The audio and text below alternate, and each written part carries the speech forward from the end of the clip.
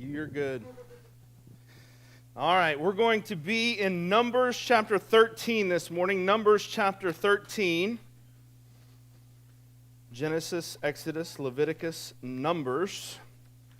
And we're going to look at the only passage anyone ever reads from Numbers. That's also going to be the one that we're going to look at.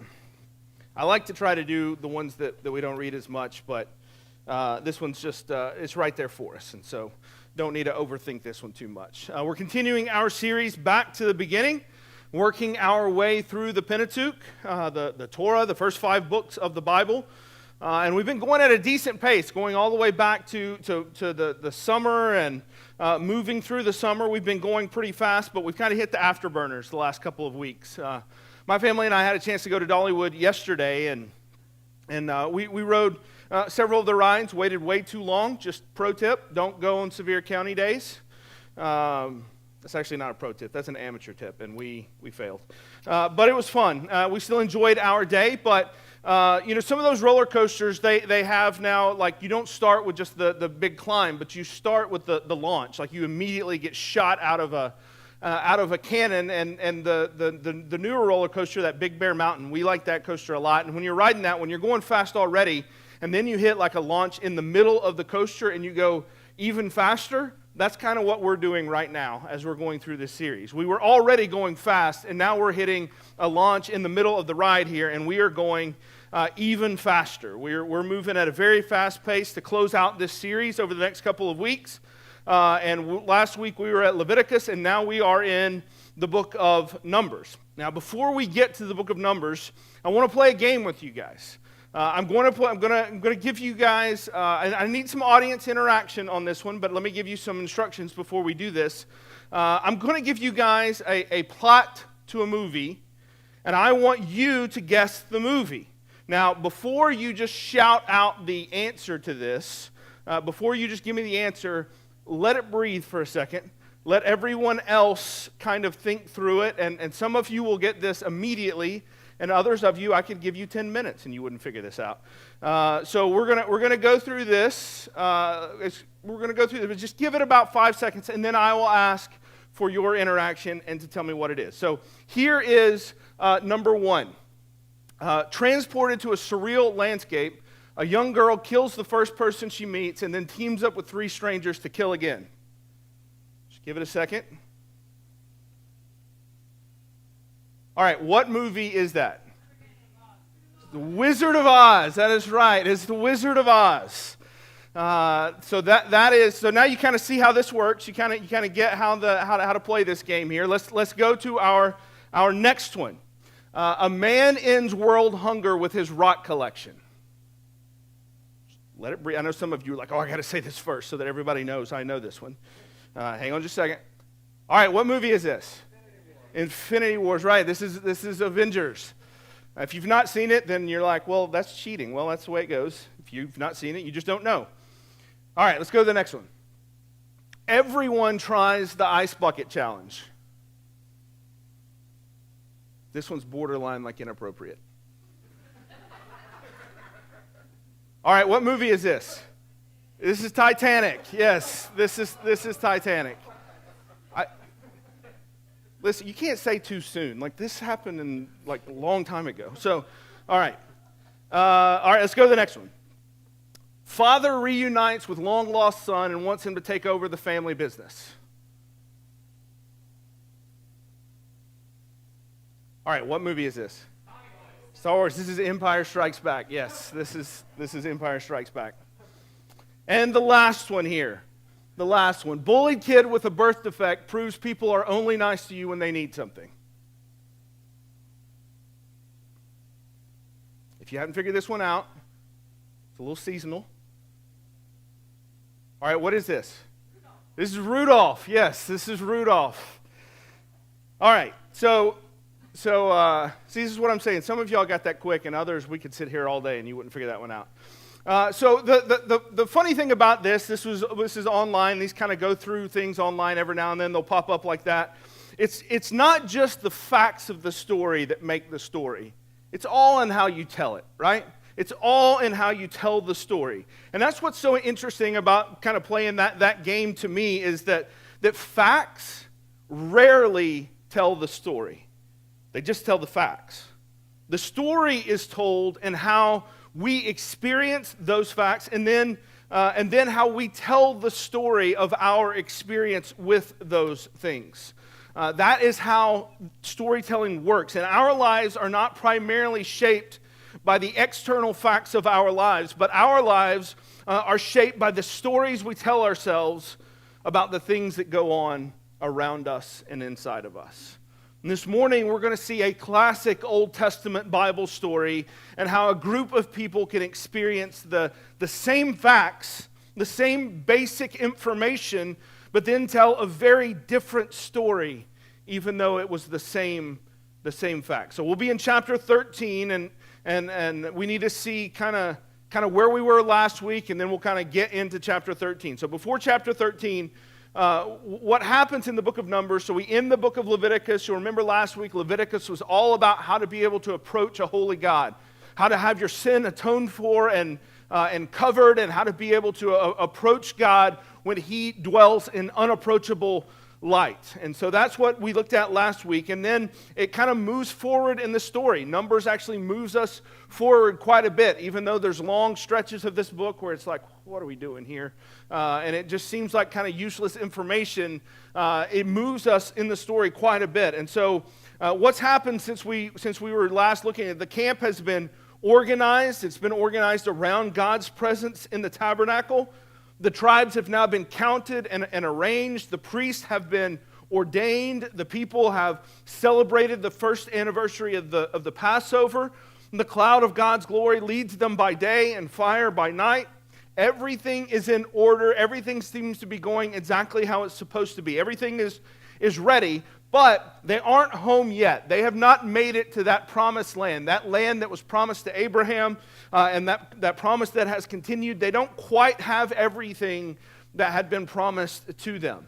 And so Numbers is about that journey as they head towards that place. And as they try to get to the promised land that God had laid out for them, they first had to go through the wilderness. They had to go through a way they didn't want to go. They had to deal with things they didn't want to deal with. It was not just handed to them. They had to go on a journey. And as they go through that journey, they are challenged to trust God. And one of the things that I have learned in my life is that when I find myself in the wilderness, so to speak, the wilderness has a way of revealing what's really in my heart.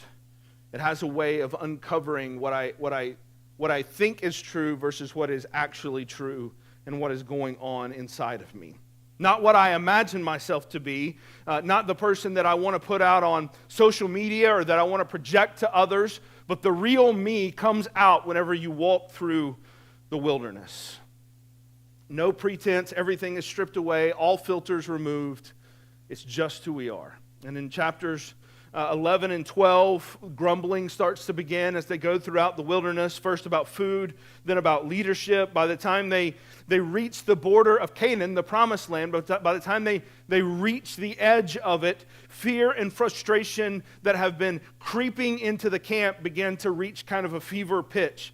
From far and wide, even Miriam, Moses' own family, is grumbling and complaining about the leadership and complaining about where things are going. And that's where we pick up in Numbers chapter 13. The Lord spoke to Moses, saying, "Send men to spy out the land of Canaan, which I am giving to the people of Israel. From each tribe of their fathers you shall send a man, every one a chief among them." So Moses sent them from the wilderness to Paran, according to the command of the Lord, all of them men who were heads of the people of Israel. So they get to the edge of the promised land. Things are tense in camp. Frustrations are starting to boil over. People are starting to complain and grumble. People are kind of annoyed with the direction of things. They wonder why they haven't taken hold of things yet. They wonder why they're not enjoying their life more. They wonder why things aren't going wonderful for them. And they get to the edge of the promised land, and this land that is supposed to be flowing with milk and honey, that God has assured them is theirs for the taking, it's right there. It's right within their grasp. It is right there for them to reach out to. And God tells Moses to get together a dozen or so men, send them out to check out the promised land, go and see what it has. Now, depending on the story that Moses and these spies are telling themselves, they could be approaching this assignment one of two ways.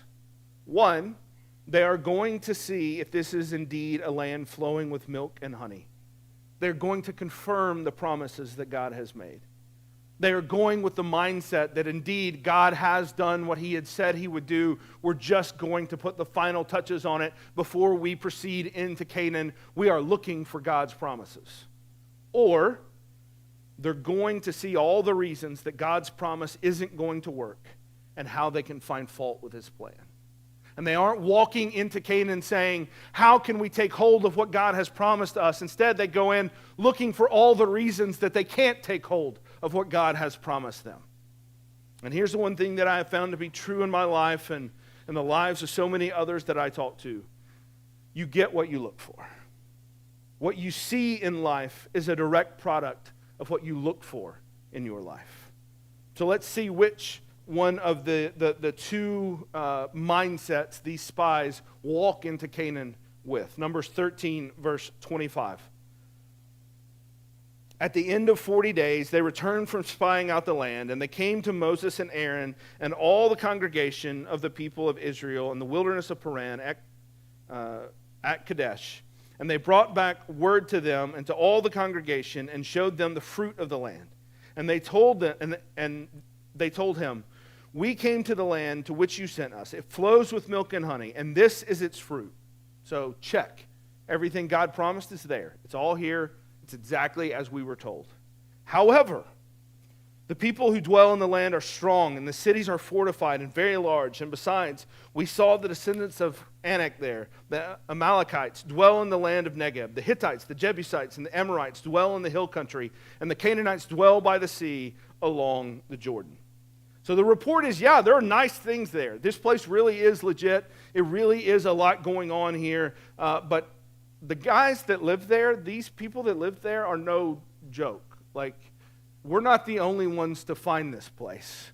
We aren't the first ones to show up. Going into this land is going to be a very, very big problem for us because the guys that we are going up against are very, very big guys. They are warriors, and they are going to cause a lot of problems for us. All these people, there's so many, they're so big, they're so strong. They're in the hills, they're in the valleys, they're in the plains, they're over by the sea.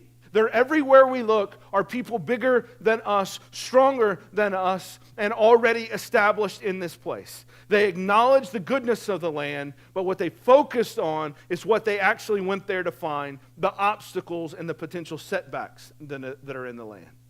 That was their focus. But you had one guy that speaks up in Numbers 13:30.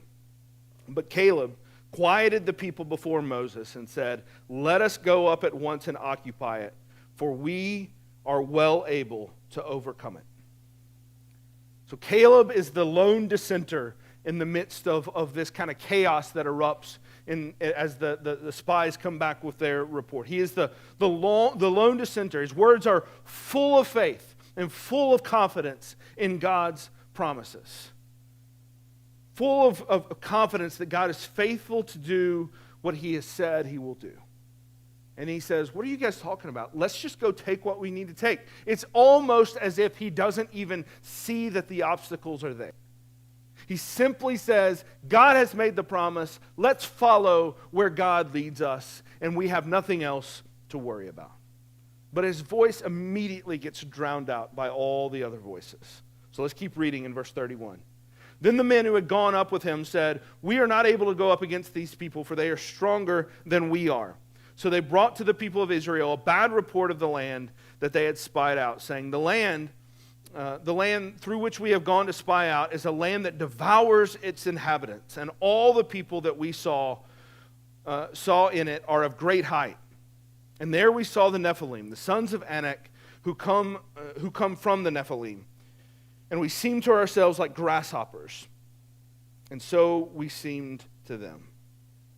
So you hear Caleb proclaiming his faith. And as he proclaims his faith, becomes this dissenting voice, the response from the people is not, oh yeah, that is reasonable. I understand what you're saying there, Caleb. You know what? You're right. No. They get louder. They up their volume a little bit more. They up the ante on what it is that they are saying. Remember, when they started, they said, you know what?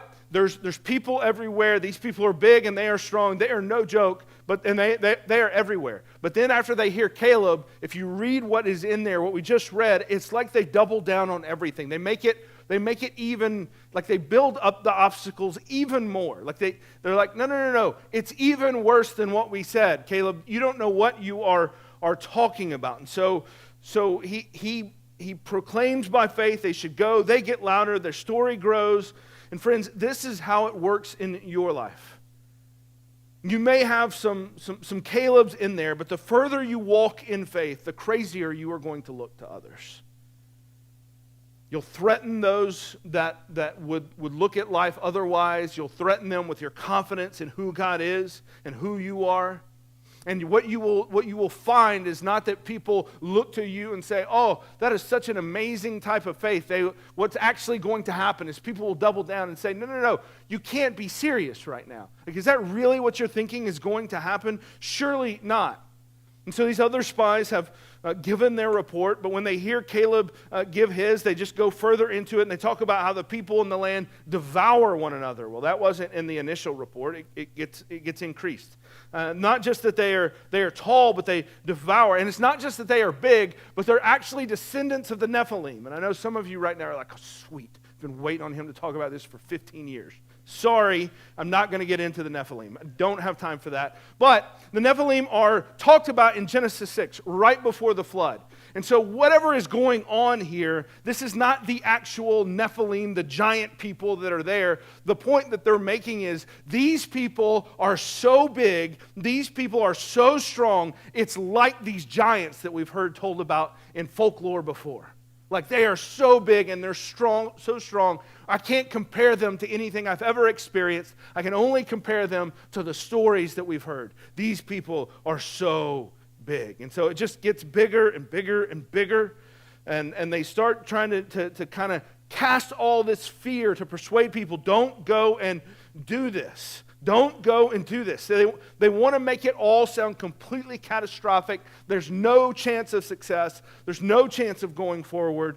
And they're just like, look, it's so terrible. Even the Nephilim are there. We could never even consider making this happen. These people are terrifying. And so when the spies bring back their report, it doesn't just expose the idea that there are giants in the land. It exposes the unbelief that is already living in their hearts.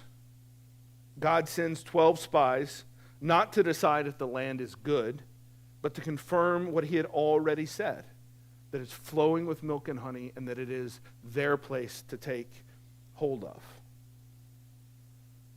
The problem is fear begins to add to the commentary of the spies. It reframes the facts into an entirely different story. And the facts don't tell the story, the people do. And so they say, yes, it's good, but there are giants, fortified cities, impossibilities everywhere we look. Fear doesn't just see obstacles, it rewrites the narrative around them. Think about this. Caleb's response is to see the land flowing with milk and honey and say, let's go.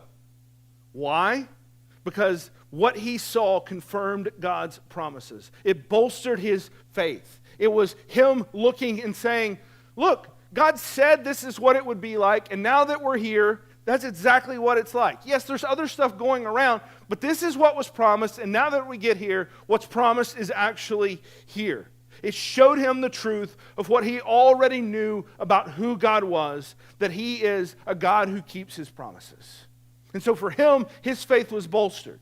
But the other spies saw something else entirely, and they decided to rewrite what they were seeing, and they told an entirely different story, different from the one that Caleb was telling. Same facts, different story. Why? Because fear demands we rewrite our stories around the fears. And whenever you have to rewrite your story around the fears, no longer is the center of your existence and the center of your life and the center of your decision-making around the person and the nature of God. It is around those fears. And then you live life couched in all of that, and God gets pushed to the side, and that at the root of that is unbelief. in the person and the nature and the promises of God. Fear is the teacher that you had in high school with the red pen. You know what I'm talking about? Like you turn in the paper in your English class and you feel pretty good about it, and then whenever you get it back, it's got red ink all over it. It looks like an animal died on your paper, right? You know what I'm talking about? Like you get that back and everything has been marked out, everything has been rearranged, everything has been edited, and the way you saw the facts has been taken out, and what's been put back in its place by fear is a totally different way of looking at the world. Fear is a real-time editor in our life. It's crossing out God's promises and it's replacing it with worst-case scenarios in the worst moments. The problem is you can't trust what fear edits. The story that fear tells in our life is a false one. You say, but hang on. These spies aren't making this up. This wasn't a hallucination. They saw real danger there. There are really giants over there. All the spies saw them. Are you telling me I'm supposed to go through life imagining the spies aren't there when I can see them right in front of my face? Like that doesn't seem smart. That doesn't seem wise. That doesn't seem what God would call me to do at all. It seems illogical. Do I just deny what I see, change the facts to fit the narrative that I want to exist? Is that what it means to live by faith? Just pretend? Faith doesn't deny what's in front of us. It just refuses to hand the red pen of editorial control over to fear. Fear doesn't get to write the story. Faith does. And that makes all the difference in our lives. The facts don't change. It's just who's writing the story. Caleb saw the same giants. But the story he told himself was of the pillar of fire. It was of the leading of a holy God. It was of a God who led them through the Red Sea. It was of a God who gave them the promise with the blood over their doors that they would be spared of a 10th plague. It was a God that led them the long way through the wilderness, but even when they got their back up against the Red Sea, they were still able to cross it. He is the God of the Exodus. He is the God of Leviticus. He is the God of promise, and He's been faithful and true in all of those. He is the God that heard their cry in their slavery, and He is the God that has brought them to the precipice of the promised land if they would just have faith and take hold of that. That is the story that Caleb was telling. But you have the other spies so full of fear, saying, we can't move forward. We can't continue on. And Caleb standing there full of faith saying, but we can't stay here. And this is where they sat. And the question is, what would happen from here? So what happens? Numbers 14. Then all the congregation raised a loud cry, and the people wept that night. And all the people of Israel grumbled against Moses and Aaron. The whole congregation said to them, would that we had died in the land of Egypt, would that we had died in this wilderness. Why is the Lord bringing us to this land? Why is the Lord bringing us to this land to fall by the sword? Our wives and our little ones will become prey. Would it not be better for us to go back to Egypt? And they said to one another, let us choose a leader and go back to Egypt. It's not good. It's not a good response at all. Fear is winning, and winning at a level that would make almost anyone want to quit. This highly charged emotional scene, a loud cry, and the people wept that night. And then they come out and they're complaining. They're like, why would God do this to us? Why would He bring us right up to the edge and then put these obstacles in front of us that we cannot take hold of what had been promised to us? Why would God do this? And then they invoke the greatest fear-inducing phrase that anyone can hear. Our wives and our little ones will become as prey. And this is the way that we couch things still. It's like, well, I would do this, but I don't trust God with my family. I don't trust God with all of this. I need to protect all of this. I'll take care of this. God's put me in that place where I should protect all of this, and that's what I'm going to do. Just whining and grumbling. They complain about staying. They complain about going.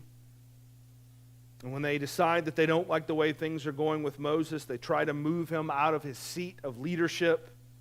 They look back and they remember the good old days of Egypt, which is ridiculous. But that's the story that gets told. And whenever you start telling yourself a story based on lies, you start to believe the lies. They look back and they actually start to think they had it better off as slaves. And this is what fear does. It dresses up slavery as safety, predictability as assurance. Fear rewrites history, and it idealizes this illusion of safety and control that we all crave. They remembered Egypt very selectively, the meals, but not the chains, the routine of life, but not the whip of their oppressors. Fear tends to sanitize things that we look back in the back as we retreat back to those things. And it sanitizes it to the point that captivity starts to look comfortable to us again. Just because it's predictable. Just because it gives us this sense that we're somewhat in control. Fear tells a dark and a painful story. But that is not the gospel. And it does not match the story that God is telling. I'm not saying that your story and my story won't have suffering. Jesus repeatedly tells us throughout the Gospels that it will. But what I am saying is that the story fear writes for our lives looks very different from the one that God has been writing since the beginning of time and now writes in our lives through Jesus. They are very, very different stories with very different futures. If you keep reading in Numbers chapter 14 and verse 5, this report sends Moses and his leadership into a time of prayer and lament over what had just happened. So Numbers 14 verse 5. And then Moses and Aaron fell on their faces before all the assembly of the congregation of the people of Israel. And Joshua the son of Nun and Caleb the son of Jephunneh, who were among those who had spied out in the land, tore their clothes and said to all the congregation of the people of Israel, the land which we passed through to spy it out is an exceedingly good land. If the Lord delights in us, he will bring us into this land and give it to us, a land that flows with milk and honey. Only do not rebel against the Lord, and do not fear the people of the land, for they are bread for us. Their protection is removed from them, and the Lord is with us. Do not fear them. So this time of prayer and reflection recenters some, namely Joshua joins Caleb in his dissenting voice, and he begins to speak up and echo Caleb's comments, and this is how you begin to retell a better story. It's whenever the fear creeps in, when the chaos creeps in, when the volume gets louder, when everything around you seems to kind of take over and everyone is saying, this is how it looks and this is what it is. You stop for a second when that fear takes over, and you consider the God you worship and your faith in him. And then you start to rewrite a story that is rooted in faith.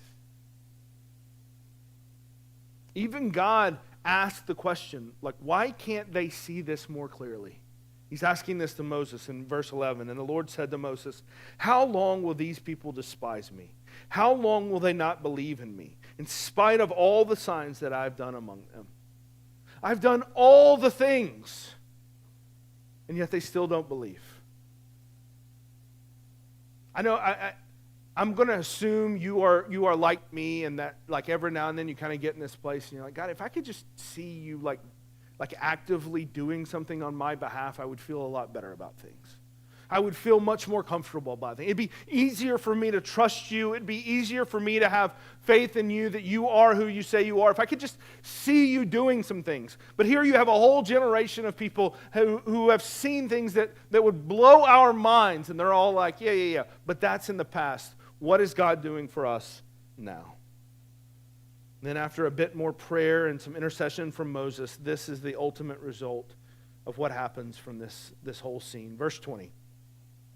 Then the Lord said, I have pardoned according to your word, but truly as I live, and as all the earth shall be filled with the glory of the Lord, none of the men who have seen my glory and my signs that I did in Egypt and in the wilderness, and yet have and yet have put me to the test these 10 times and have not obeyed my voice, shall see the land that I swore to give to their fathers, and none of those who despise me shall see it.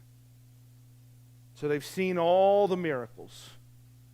They walked through the Red Sea. They followed the cloud as he led. They followed the fire as he led. They saw the tabernacle being built. They experienced all of these things, but they will not get to taste the promised land because of their unbelief. No one alive is going to experience the joy of living in the promised land. They will wander, lost, and until this generation dies off and the new one can find their way to the promised land, no one will enter into it. That is a brutal punishment. Not just because they don't get the full joy of all that God has promised them, but because they will spend the next 40 years wandering in the desert with no home. No place that they can call theirs. Just wandering in the desert. God asked that question, how long will these people despise me? How long will they do this? Their fear has now redirected their future. And a whole generation wanders for that 40 years. Not because the path was unclear. The promised land was right there. But because their hearts told a story of fear and preferred control to trust. And Moses intercedes and insists that God not reject them altogether. God forgives, but then he lets them live in the world that their fear created. He lets them live in the world that they were most afraid of. What a brutal punishment. The reality is you can't walk in freedom while you're rebuilding Egypt in your head. And so they are left in the wilderness to learn obedience and faith. But verse 24, God remembers Caleb. He says, but my servant Caleb, because he has a different spirit and has followed me fully, I will bring into the land in which he went, and his descendants shall possess it. Now since the Amalekites and the Canaanites dwell in the valleys, turn tomorrow and set out for the wilderness by the way of the Red Sea. And Caleb gets his reward for his faithfulness. He had maintained his faith in the midst of panic all around him, in the midst of giants before him, in the midst of peer pressure around him, in the midst of the heavy-handed demand of all those that were around them in their fear and in their panic. He never panics. Not because he is arrogant, not because he thinks he is anything great, not because he thinks he can go toe-to-toe with a giant. He is confident because he knows God's heart and he knows the story God is telling. Caleb's different spirit that God says here, Caleb's different spirit is not about arrogance, it's about remembrance. He trusts the God who already proved himself faithful. Fear's story always leads us backwards. Faith's story always leads us forward and ultimately home. So what do we do with this story? This is the story. This is Numbers 13 and 14. This is the story so many of us know from Sunday school or the story that gets told so many different ways. What do we do with this? How does this story look in your life? How do you apply this story? The obvious and the easy application is that you should live a life driven by faith, fueled by evidence of God's goodness and faithfulness. Our enemies have nothing on us. If God is for us, who can be against us? The gates of hell cannot prevail. March forth. And then we could say amen. We could sing our songs. We could end our day and we could move forward fully motivated and ready to push on with our lives. And if that's your takeaway here this morning, if that's what you take from this, then I say good and amen. That is a powerful story to walk in. That is a much better story than the ones that the rest of Israel was telling. So take that and go in that. I'm happy the Spirit has led you here, but there's a much bigger picture for us and a much richer application for us. So turn with me to Hebrews chapter 3. Hebrews chapter 3.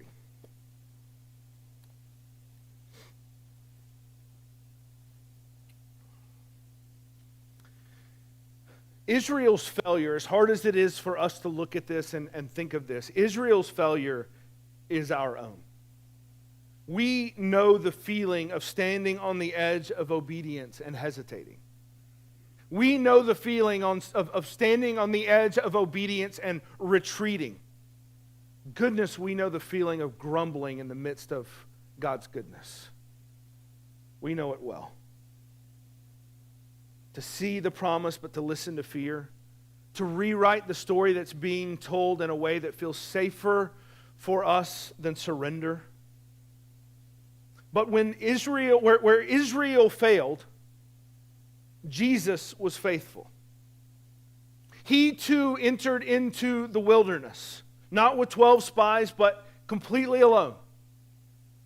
He's baptized and he goes into the wilderness for a time of fasting. And while he is there, he too faces temptation.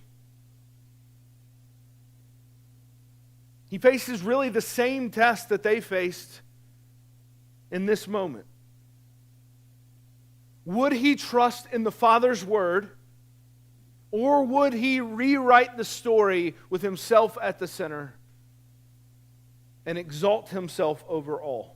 It's the same story, it's the same test. And every time Jesus' response to Satan's temptations was, "It is written." Where Israel doubted, Jesus trusted. Where Israel complained, Jesus obeyed. Where Israel turned back, Jesus pressed on. He is the faithful Israel. The one who walks into the land of promise and then opens the way for us. The giants Israel feared were real, just like ours. I don't want to minimize the giants that they faced. And I don't want to minimize whatever it is that you are facing here this morning. I don't want to make light of that. The challenges we face in this life are real. But the giants were not Israel's greatest threat, and they are not ours. The real enemy is unbelief, fueled by fear and self-reliance. And that's ultimately the giant that Jesus came to slay. At the cross, he faced every fear that we carry. Abandonment, suffering, loss. And he trusted the Father's plan to the end. The cross is where Israel's story gets retold, and now it is told truthfully. Fear says, Israel said, God can't be trusted. The cross says, look what he's done for you. Fear says, you'll die if you follow him there. That's what Israel said. The resurrection says the only way to live is if you truly die. I want to read a big chunk of Hebrews chapter 3 here. I'm going to start in verse 7. I just want you to hear kind of the reasoning of the preacher as he goes through this in Hebrews chapter 3. Verse 7. Therefore, as the Holy Spirit says, today if you hear his voice, do not harden your hearts as in the rebellion on the day of testing in the wilderness, where your fathers put me to the test and saw my works for 40 years. Therefore I was provoked with that generation and said, they always go astray in their heart. They have not known my ways. And I swore in my wrath, they shall not enter my rest. Take care, brothers, lest there be in any of you an evil, unbelieving heart, leading you to fall away from the living God. But exhort one another every day, as long as it is called today, that none of you may be hardened by the deceitfulness of sin. For we have come to share in Christ, if indeed we hold our original confidence firm to the end. Believe the story that's been told. As it is said, today if you hear his voice, do not harden your hearts, as in the rebellion. For who were those who heard and yet rebelled? Was it not all those who left Egypt led by Moses? And with whom was he provoked for 40 years? Was it not those who sinned, whose bodies fell in the wilderness? And to whom did he swear that they would not enter his rest, but to those who were disobedient? So we see that they were unable to enter because of unbelief. Therefore, while the promise of entering his rest still stands, let us fear lest any of you should seem to have failed to reach it. For good news came to us just as to them, but the message they heard did not benefit them because they were not united by faith with those who listened. For we who believed enter that rest.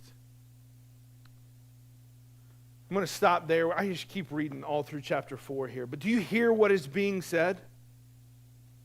Exhort one another now, as long as it is called today. Encourage, provoke, exhort, push, teach, point out, show, challenge one another to live a life of faith, not in fear of the giants, but in fear of God and in full faith in his promises. Hebrews reminds us, don't repeat their mistake.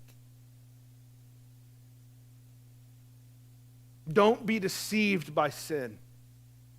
Don't be deceived by the promise that it lays out for you that you have a better life apart from him. Hebrews reminds us, don't repeat their mistake, but it's also an invitation. In Jesus, the promised land is not a place, it is a person. And he is our rest. Jesus doesn't just help us tell a better story. He is the better story. He is the one who believed perfectly, obeyed completely, and now brings us into his rest. Our faith isn't built on what we can see ahead, but what he has already finished behind us. Fear rewrites history. It idealizes this illusion of safety and control that we all cling to. But in Jesus, that story gets told right again. He faced every giant. He trusted every word of the Father. And now he leads us into his promise. He is the true Caleb. He is the better Moses. He is the faithful Israel. And he is the God who can be trusted. So whose story are you believing? Is it fear's story? The one that says sin and slavery are better? That Egypt is a picture of safety and obedience isn't a blessing, but a risk, and unbelief somehow looks like comfort? Or Jesus' story, where freedom is truly found, where God's faithfulness is your rock, where belief is the path to experiencing God's goodness, and God keeps every promise he has ever made. It's all in how you tell the story. Let's pray. Father, this morning it is our confession that the voices around us are loud. That at every turn it seems as though those voices, they up the ante and they keep building up the giants around us to be even bigger and bigger and bigger. Father, it is my confession, and I think it is our confession, that it is easy to shrink back in fear. It is easy to believe the story that fear is telling, in part because that is the story that is pumped in our ears 24/7. Father, I pray that we would hear the story that you are writing. The one that shows you were faithful to Egypt, and all they had to do was turn around and look, and they would see that. And the one that says that you are faithful to us, and all we have to do is turn around and look to see that. We turn and we look to the cross. We look to the empty tomb.